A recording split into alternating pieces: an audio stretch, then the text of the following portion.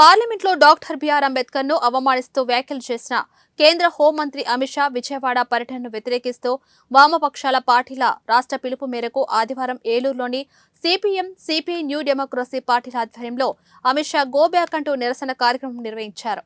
భారత రాజ్యాంగాన్ని ప్రజాస్వామ్యాన్ని కాపాడుకుందామంటూ నినాదాలు చేశారు.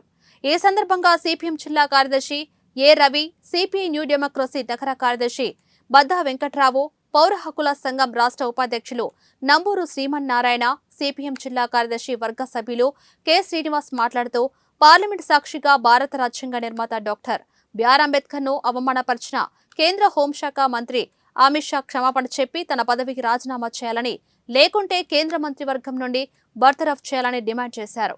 అంబేద్కర్ పై అమిత్ షా అహంకారపూరితంగా అవమానకరంగా చేసిన వ్యాఖ్యలను తీవ్రంగా ఖండించారు. 75 భారత రాజ్యాంగంపై చర్చ జరుగుతున్న సమయంలో రాజ్యాంగ నిర్మాతను అవమానించేలా వ్యాఖ్యలు చేయడం దారుణమన్నారు.